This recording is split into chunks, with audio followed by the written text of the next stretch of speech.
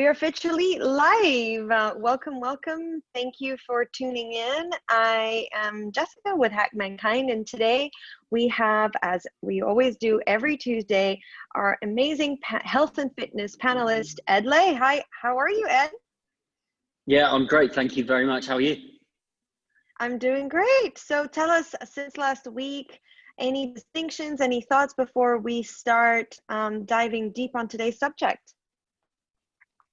That's a good question. I can't think of anything off the top of my head. So let's just get into this week's subject. Fantastic. So today, so the theme of the week, so I'll just talk about the theme of the week and also what we plan to talk with you today. So one of the things, the theme of the week this week is time. So time, you know, and today's hack, we were talking about with Peter this morning, how to measure performance and effectiveness. And you actually had mentioned that on our call next week about, you know, measuring and just measuring everything so you can take it to the next level. So the bad stuff, but also the good stuff where, you know, that reinforces. So we're going to be talking about time. And then today also we're talking about energy. Now, double dose of fitness. Yeah, so one of the things that you talked about today's topic was rest, right? Because rest is a secret to health. And you're going to give us some some information there. Do you want to start with the time or with the rest aspect? Follow your heart, Jessica. I say rest. Let's start something fresh. All right. Okay.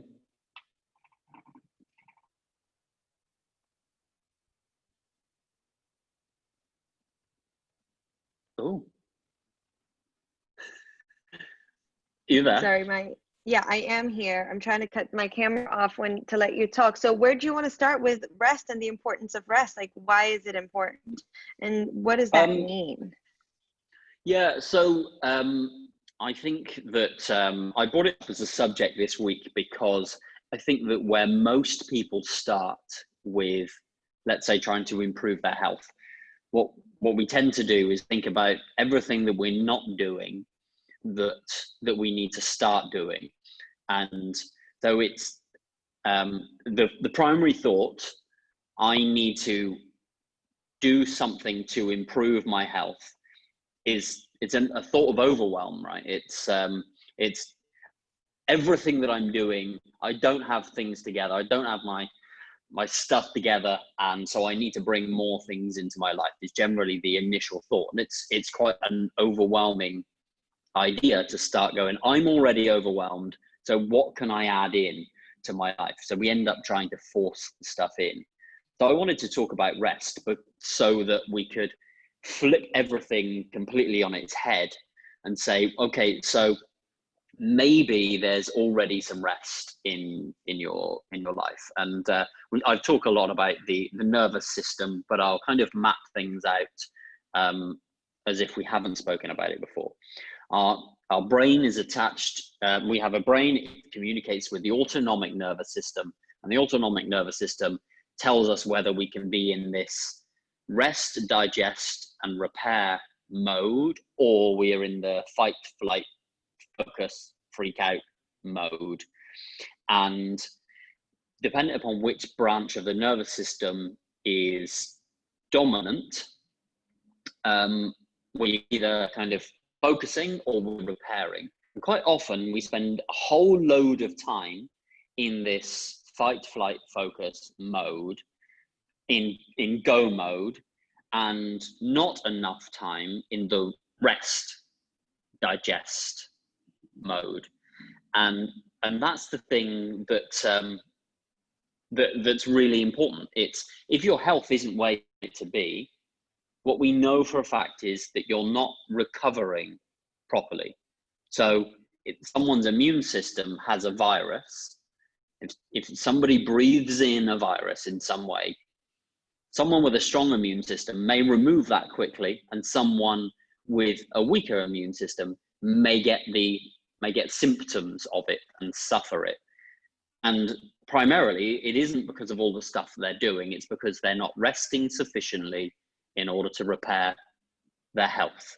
Okay, so if you are experiencing any negative health things at the moment, it isn't because of the stuff that you're not doing, it's because of the things that you are doing.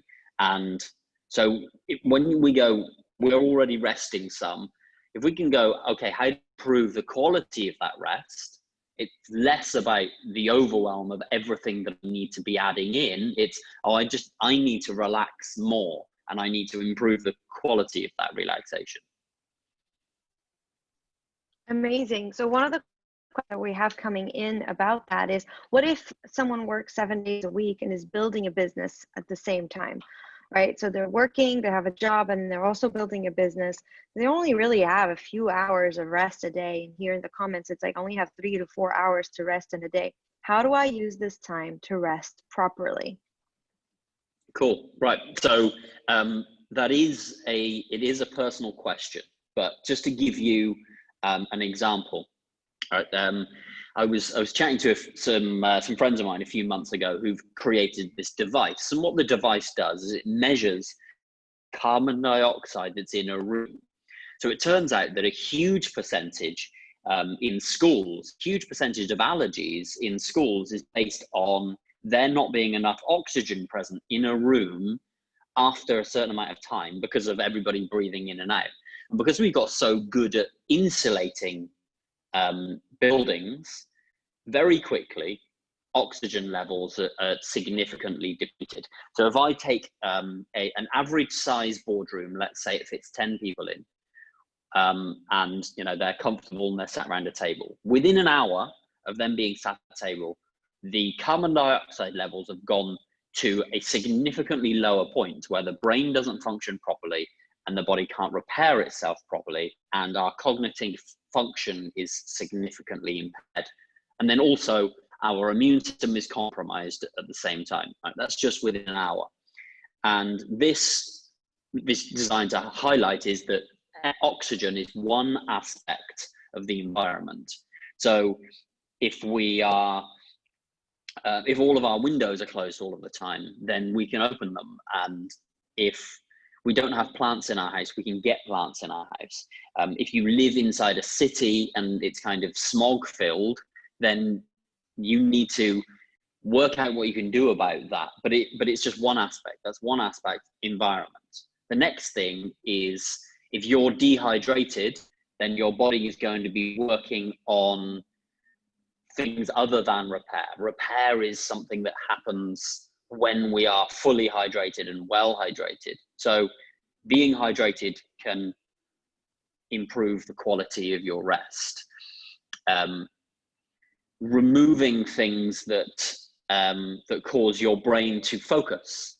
So like mobile phone for most people is used as an anticipation device, right? We have emails and social media, and we open them up, we anticipate so that we're ready to respond if we receive something that we don't, that is, let's say, bad news, right? We've all got bad news through our phones. So now it's a device of anticipation, a device of social acceptance, or the opposite thereof. So if your phone is with you, by virtue of that fact, you're going to get lower quality rest. Thinking is another one. So if your mind constantly goes to thoughts, and then you chase those thoughts and follow up those thoughts and follow them to some sort of invented nightmare conclusion, like if you're a worrier, or if you create anxious thoughts and by following those thoughts, then that's going to be another thing. So if you tend to do those things, then mastering the skill of not chasing those things is worth doing, like meditating essentially. But essentially it comes down to how well can you provide the things that your body needs, and how can you focus, and how can you not stimulate or depress yourself during that rest time.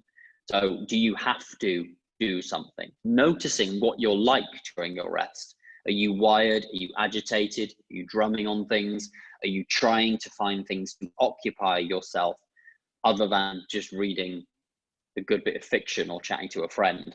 Are you trying to find stimulants or depressants so that you can cope with being on your own? just sitting on your own for an hour and seeing who you are in that hour is a really powerful way to fathom what it is you need to do to enhance your rest.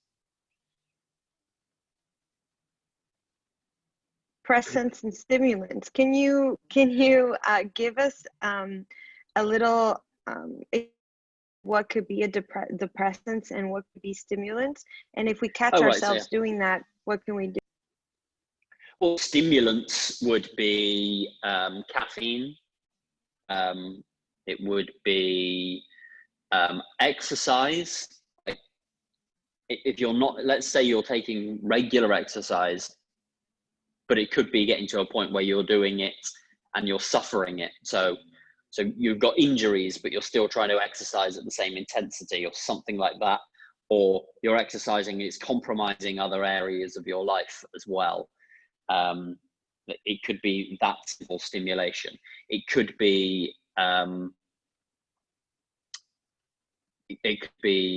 taking any kind of stimulant. Caffeine is a stimulant. Pornography would be a stimulant. Anything that you're kind of bringing into your life as a distraction that increases your heart rate, let's say, would be a stimulant. And then a depressant would be alcohol or any medications that you bring into your life that you don't need to lower your heart rate.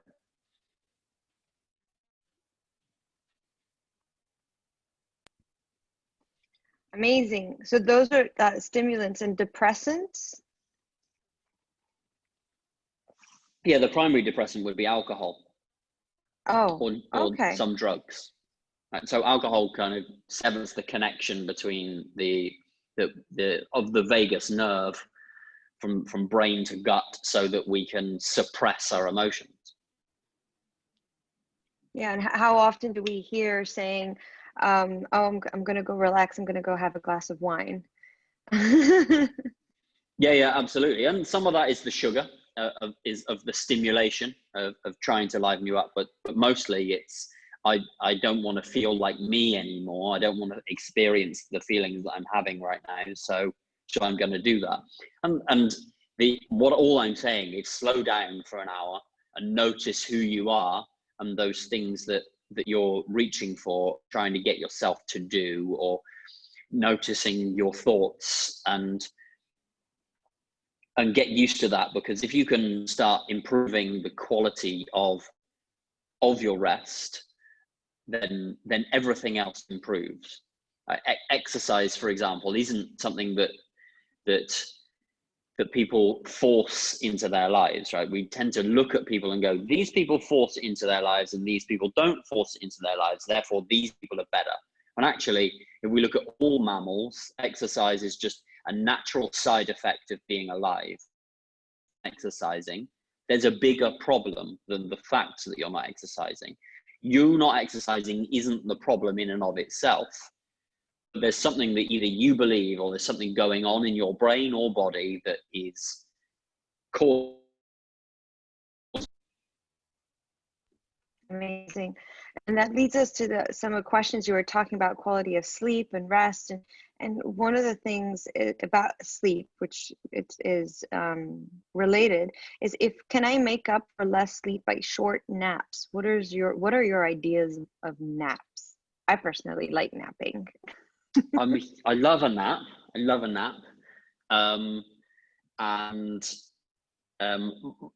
My first and foremost things would be, rather than just to say yes, I would say that first you need to fix your wake up time. So your wake up time remains exactly the same every day. And then you need to ascertain whether you're breathing through your mouth or your nose while you're sleeping. And so that's something that needs to be checked. And you need to work out how to make sure that you only breathe through your nose while you're asleep. Then making sure that your room, the environment that you sleep in, is clean, oxygenated, cool, comfortable, doesn't have technology in it, all of those things. And then try and fix that and make sure you're getting enough sleep as well, so that you feel well rested. And then if we're talking about in those circumstances where you've missed, like, you know, your kids have woken you up, or some noise outside has woken you up, or something like that, then a power nap, like a 15-20 minute nap, can be really, really useful around like 2-3 o'clock. And there are some big companies in Singapore, for example, that will put blackout blinds down on their whole building at 2 o'clock every day, and people will just fall asleep where they stand. Like, people underneath desks and on sofas and all sorts of things, just to have that power nap in the middle of the day. But to serially try and make up for a lack of sleep with naps, I wouldn't recommend that, and say that was to say I'm a person who does 5 hours at night and then a power nap. That's not going to work out well long term.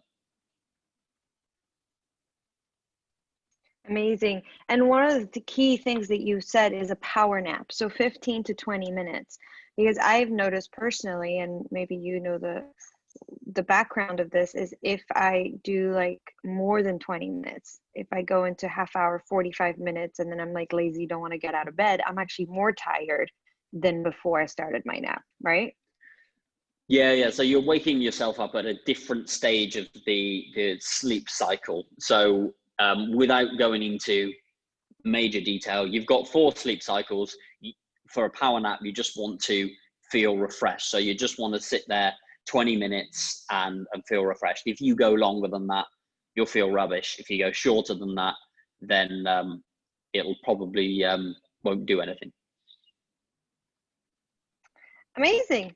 Another question. I'm already sleeping 8 hours a day, but I feel tired. What do I need to change?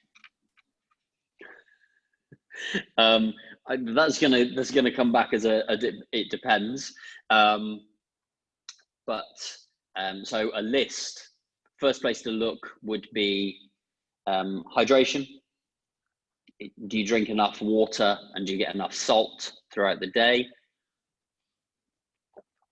Another thing would be, are you breathing through your mouth?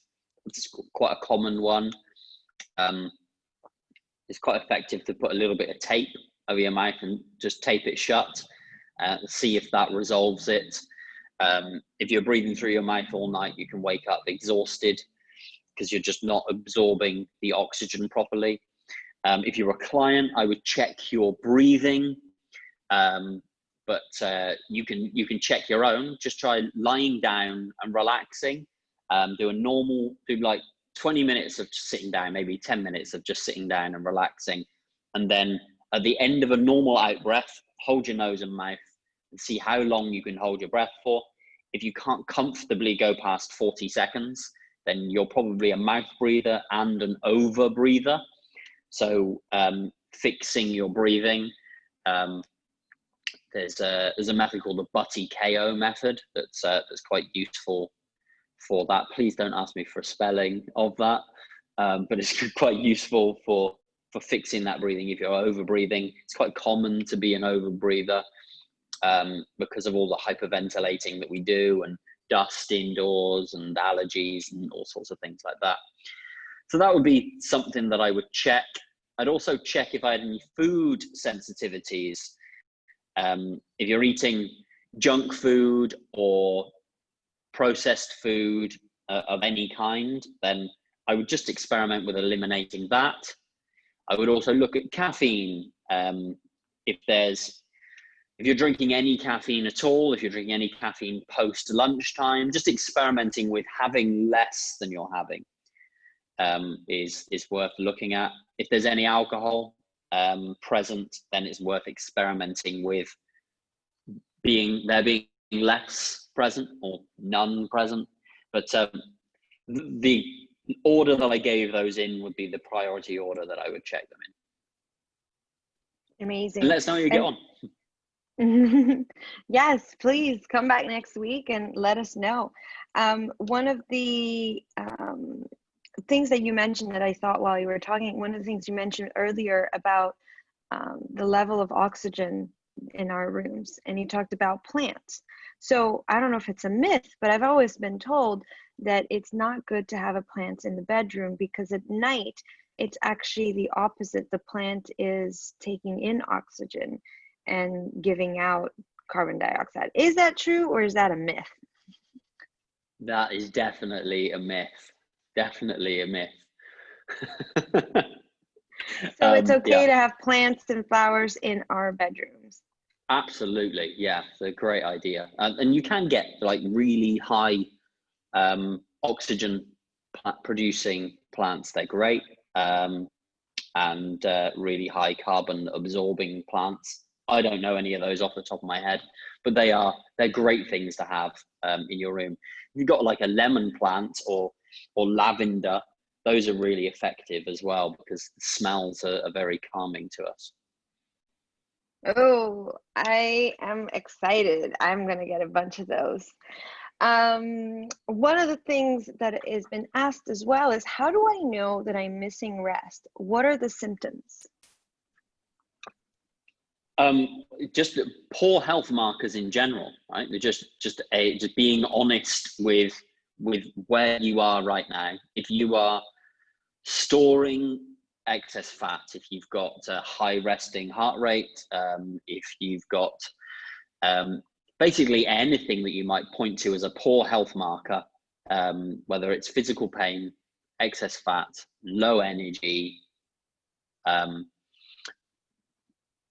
frequent colds, frequent runny nose, allergies out of control, all of those things improve when we're better rested. Right?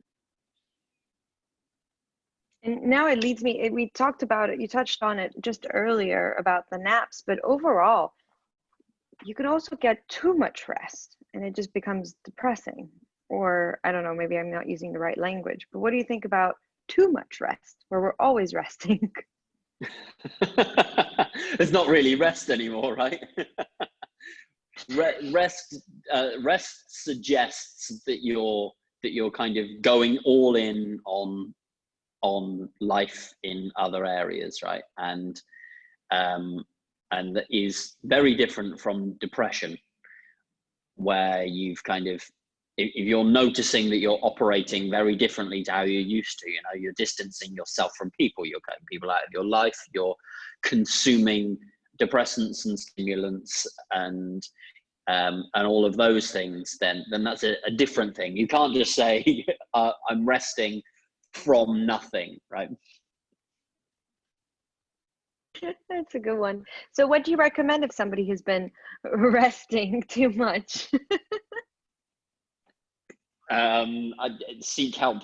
Go to your doctor and get some sort of a diagnosis, but that's diagnosis is the place that you've kind of got to start with everything. But you'd be going some to convince yourself that you are resting from nothing. But then at the same time, right, people who are in chronic pain, for example, people who have had recent hip operations or things like that will find that they start to isolate themselves. They don't have energy for other people. They have to shrink their day down quite considerably. So and you wouldn't say that necessarily that they're over resting. They're doing what they need to do in order to get through their day, and are looking to incrementally build that up. And that's what I guess we come back to the measuring again. So you're consciously measuring what your reality is and what you're doing throughout your day. Amazing. So it totally links into the theme of the day now and talking about measurement in time. What are your thoughts about time and how important time is? One of the things that we talked about on Monday on our founders call was that money, you can spend money and make more money, right? It's not something that you spend and it's gone. Time, you spend the time is gone. So as it relates to health, or even your concept, like, what do you think when I tell you about the importance of time? Um, what I think about is that we don't have any concept of it. It's a make believe thing, right? That is useful for us, but it's not really real.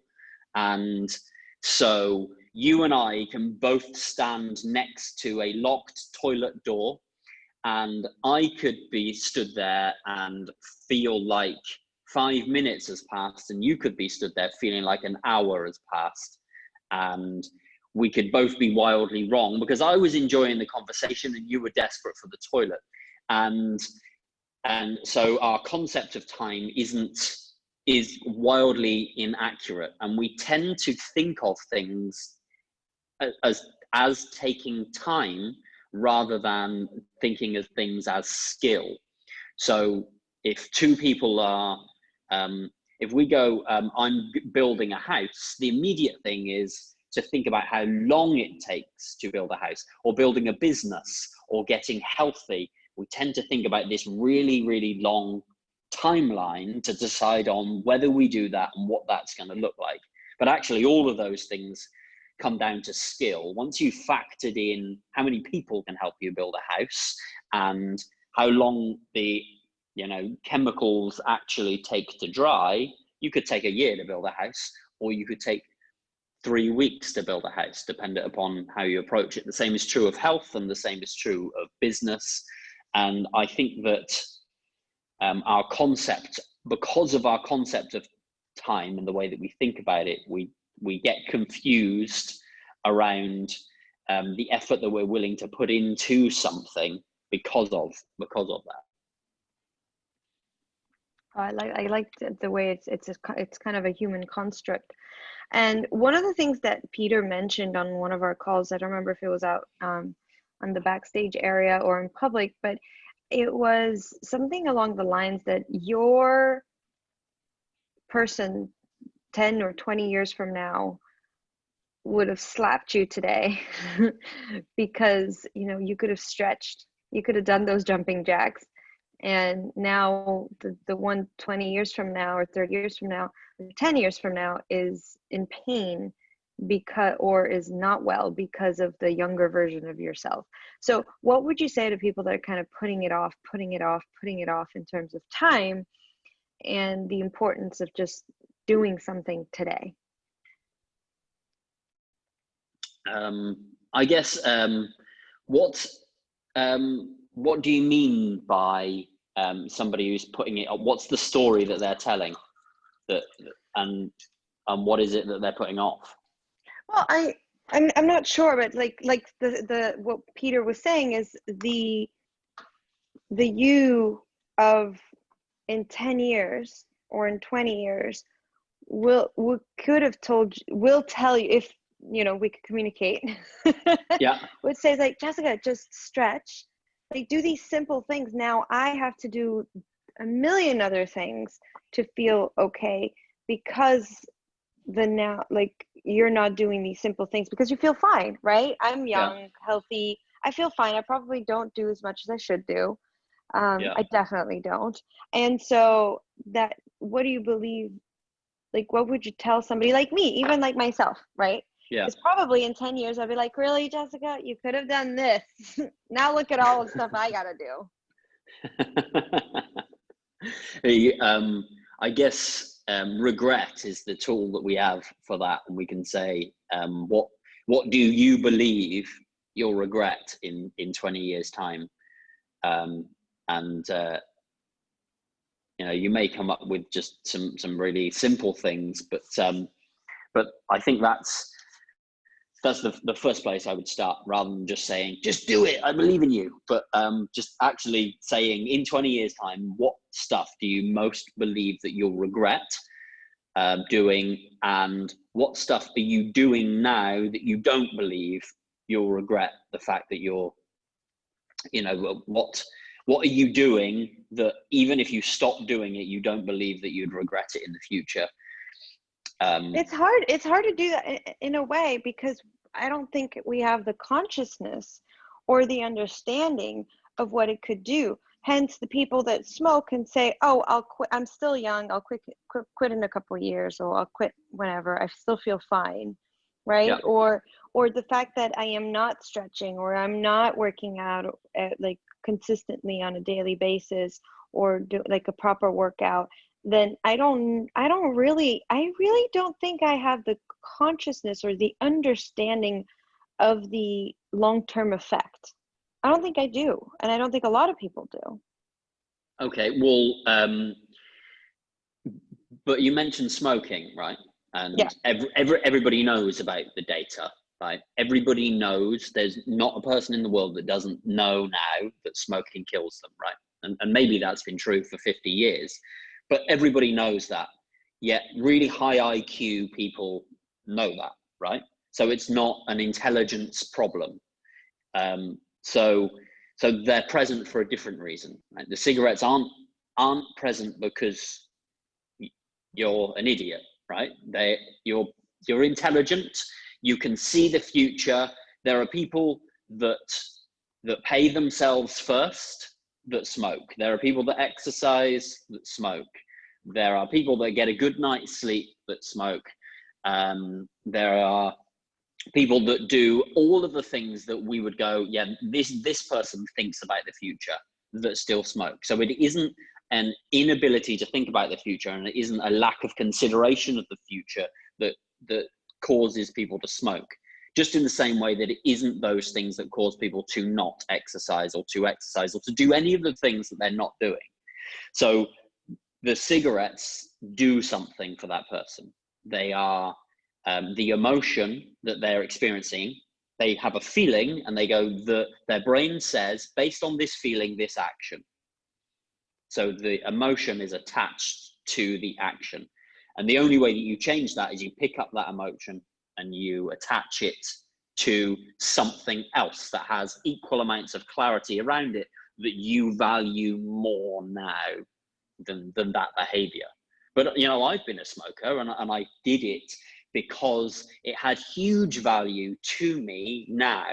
And that value was feel better in order to be able to do the things that I want to do, basically socially connect. And our brain will always prize social connection above me in 20 years' time, because who gives a crap about me in 20 years' time if I've got no friends? Right? So the mammalian part of our brain that says, you don't do this, you won't be socially accepted, is dominant. Even when that particular thing has gone away, it still goes, well, I do this because it's now part of who I am. It's part of my identity. And this is the reason that we do the thing, not because of any sort of future consideration. I think we need to be careful to not say, if we could just connect with that person in 20 years' time, they'd slap us around the head, and that's enough in order to initiate the action, because it just isn't. That's such an excellent point, and I'd love to hear your thoughts on, so that's the aspect of smoking, right? The social aspect, and that's one of the reasons why people do smoke, because yeah, who cares about 20 years from now if I have no friends, which that's what so there's a good reason in a way that our brain justifies that behavior. What have you seen from your clients and throughout your time in this field that people use or are shine light on some things that could be happening to people who are not actually working out, who are preferring not to eat so healthy and going processed foods instead of healthy foods, or drinking that water, or Okay, so they're all connected to love, right? So in a really confusing and bizarre way for each person, not just a direct, oh, it's this, just flick that switch there. It's not that, right? But it all comes back to social acceptance. People like us do things like this, right? So people who buy Porsches, it's people who like me drive cars like this, right? It's not because it's a really nice, convenient, good car from getting to A to B. It's because people like me buy things like this, right? And it's the same is true of our habits. This is an outward reflection of who I am. And so love is the primary thing that causes it to result in habits. So let's go back to primary school, because this is a really useful illustration. We're in primary school and there are 30 children in the class, and 10 of those kids, for whatever reason, didn't do physical play for the first 4 years of their life. Now they're 6, and so they are not as coordinated as the other 20 kids. And now they are labeled as the worst at sport. Some of them had parents that smoked, so they couldn't breathe properly, so they couldn't keep up. And some of them had parents that fed them junk food. So for whatever reason, not saying it's a negative, not saying it, or anything like that, just saying that happened. So now these 10 kids can't keep up with specifically these 20 kids. You might put them in another class and they might be the best, but in this 30 kids, they are the worst. And they've been given feedback that they're the worst, that had been unequivocal from their friends. You're not as good at this as me. You're picked last. I'm going to laugh at you because you didn't catch the ball. Okay, so now exercise is threatening in some way to these 10 people. These 10 people are most likely to never exercise again, and their brain is most likely to divert them away from it. Okay, now we've got these 10 kids at this end. Their parents got them doing coordination things really early on, and they had a back garden, and they had older siblings that they chased around everywhere, and they had a dog, and their parents loved sport and took them to do sport and praised them the most. Now, the biggest stress reliever for them is when I'm not feeling good, I go and do something that gets me a round of applause so that I feel better about myself. So now exercise is their solace. So they're going to do loads of it, regardless of how they feel. They're going to feel better. It's their drug. Okay. Then we've got this middle 10 that we're told you play when the work is done. And so they're good at the work, but they academically excelled, and maybe they excelled at sport as well, but they were told you play when the work is done. And now the work is never done. There's always something that they can do, because we're on 24 hours a day now. There's always something we can do to better ourselves or further ourselves or progress ourselves. Okay, so that's that. Now we get rid of those 10. We've got these 20 left that exercise. Some of them are social, so they need other people to exercise, like you. That's fine, right? So one of the drugs that you get from exercise is oxytocin, the connection hormone of everybody clapping you along and all of that stuff. And then some of this group get theirs from winning. So they try and compete with other people, or they try and compete with themselves. They like dopamine, they like chasing. So they get their reward from that. And then some of them like painkillers, endorphins, basically. So they will just go out and suffer. These people are CEOs that like doing Ironmans and 100-mile runs, and they just like going out and enjoying the suffering of it, and then they get the endorphins from collapsing on the floor. That is a really rough way of looking at it, and obviously it's really, really generic, but everybody falls into all of those categories, somewhere, and you could probably put yourself into one of those categories. Wow, so insightful. And you'd say that most of our habits are developed when we're younger.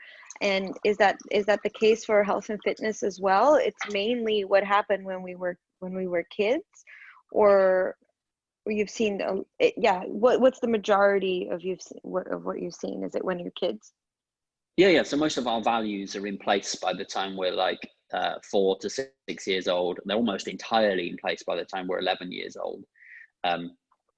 So because we learn what's most important really, really, really early, because we can't understand words so well or translate all of the meaning to words, but we can witness actions really, really clearly.